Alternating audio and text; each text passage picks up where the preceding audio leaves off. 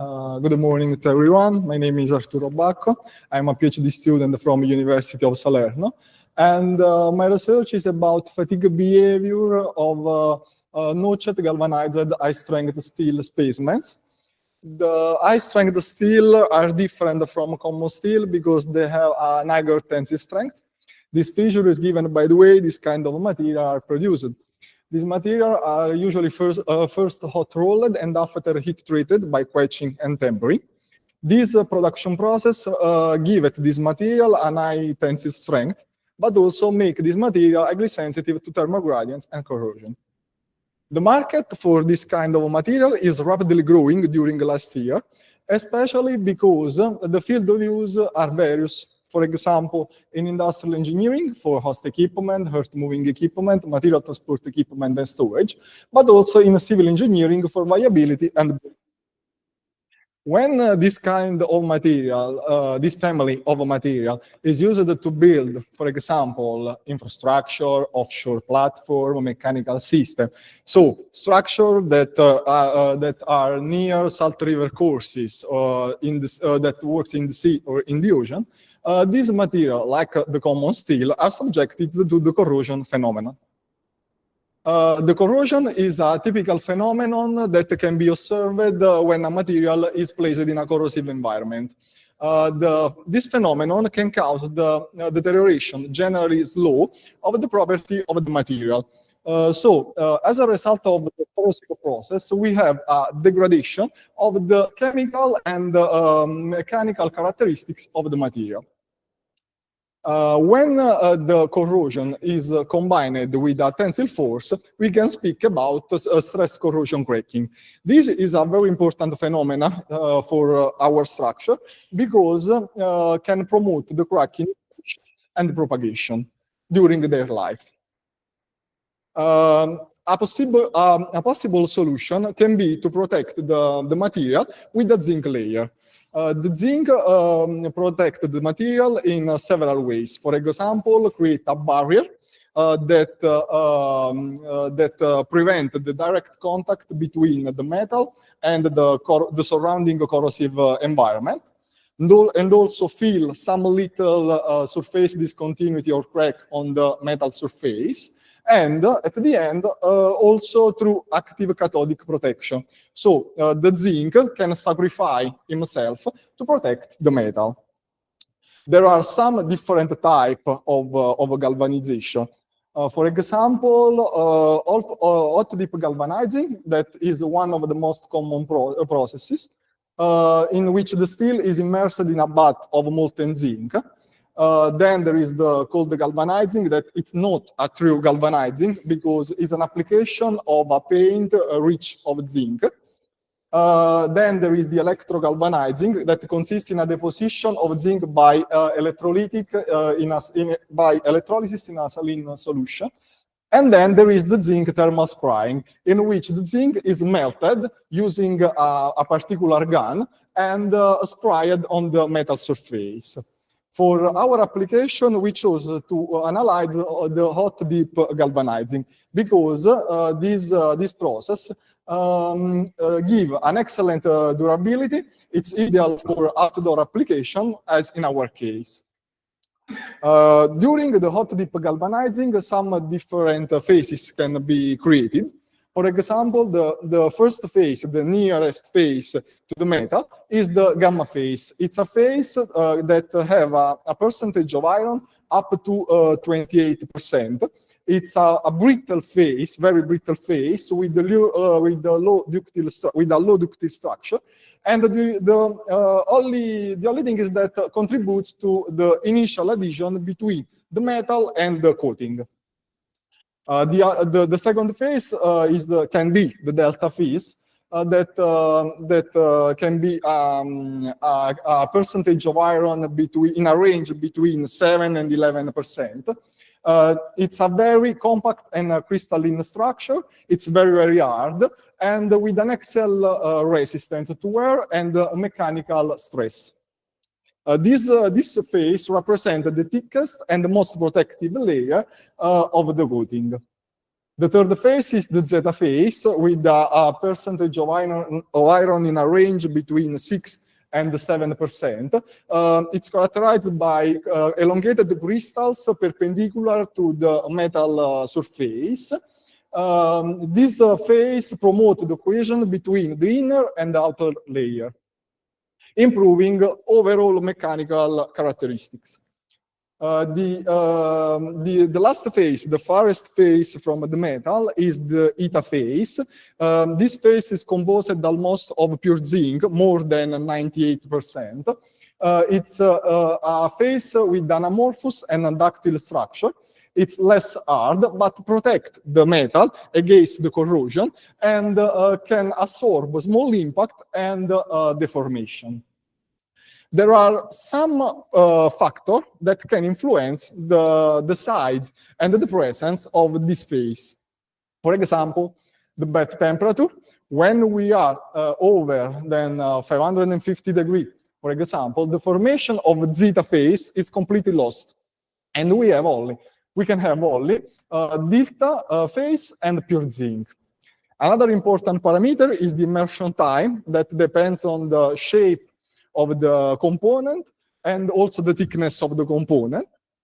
Then there are other two factors, the surface condition of steel and the thickness of the piece, because the roughness increase the thickness of the coating, while thicker piece take longer to reach the bed temperature and also remain hot longer. So this can promote the growth of the layer. Then the last factor, but probably the most important, is the chemical composition of steel. Because the presence of some elements, for example, silicon, phosphorus, and carbon, can strongly influence the reactivity of the metal. Reactive steel, for example, in our application of hot dip galvanizing, are those type of steel that can react when they went in contact with molten zinc. This is happen when the material is rich of some elements, as I said before. For example, silicon, phosphorus, sulfur, and other alloying elements. And these can promote the increase of coating thickness, can compromise the uniformity and adhesion, and also can reduce the mechanical strength of the coating. We can divide the steel in 4 classes. For example, class 1, depending on their chemical composition, obviously. For example, the first class 1 with the low reactivity. This type of steel are ideal for aesthetic finishes. Class 2, the second class with the moderate reactivity. For this class, there is only the risk of some dispersed phase. The third class with the medium high reactivity. For this class, the coating can be brittle and with an higher thickness. And then the fourth class, the most important class because can have a very high reactivity. And also for this class, we can have an irregular growth, fragile coating, and also post-immersion, the reaction can continue.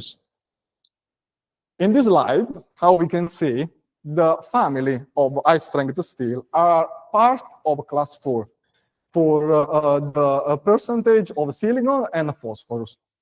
The surface after coating is as a color dark gray, and we can find on the surface some cracks or some little spots. In this slide, there are some typical defects that we can find when we galvanize a reactive steel. We can have a matte gray coating. We can have an excessive coating thickness. We can have an uncontrolled grain growth, rough and irregular surface, poor zinc adhesion, and fragile coating. But the most important defects for fatigue life are 2. Rough and irregular surface, and also fragile coating, because these defects can promote the crack initiation in the coating and the propagation in the metal. For our application, we chose to analyze a particular steel of the family of high-strength steel, a strength 700 from SAB, with the chemical composition and mechanical characteristics summarized in this slide. We chose this material for his carbon equivalent. That means that this material has a good weldability with a lot of welding process.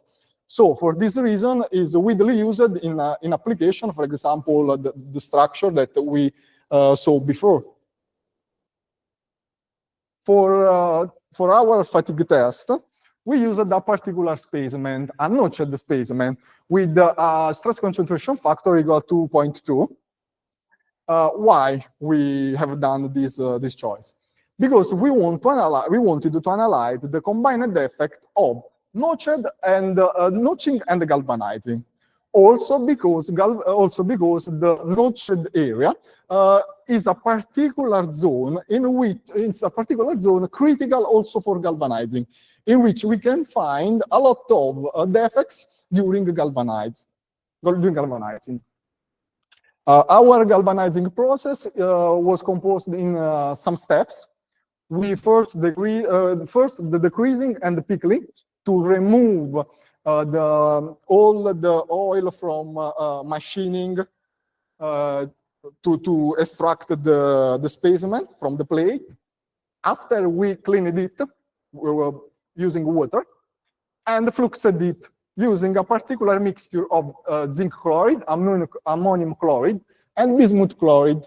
Why we have done this? To create a chemical barrier that prevents the formation of oxides before galvanizing, but also to promote the metallurgical reaction and improve the adhesion between zinc and metal. After we dried the specimen using hot air to remove all humidity on the surface, and at the end we immersed them in a bath in which there was an alloy of pure zinc with the 5% of aluminium. After we tested the specimen with a stress ratio equal to 0.01, and we generated the Wohler's curves. We can see we have an E for Wohler's curves at 550,000 cycles. We can see a slope of 3.84 in the zone of finite life, and a slope of 45 in the zone of infinite life. At the end, we can say that obviously the galvanizing process reduced the mechanical properties of the specimen because the galvanizing process generated, for example, a non-uniform surface coloration, a suboptimal aesthetic finish, and the most important thing, some coating discontinuities. In particular, the zinc was unevenly distributed in the zone of notched areas, and based on experimental fatigue test, it's evident that galvanizing has embrittled the material, significantly reducing its fatigue strength. For our future application, we want to analyze the specimen without notch, so only galvanized. Why? Because we want to isolate the effect of the galvanizing process on the fatigue life. Thanks for your kind attention.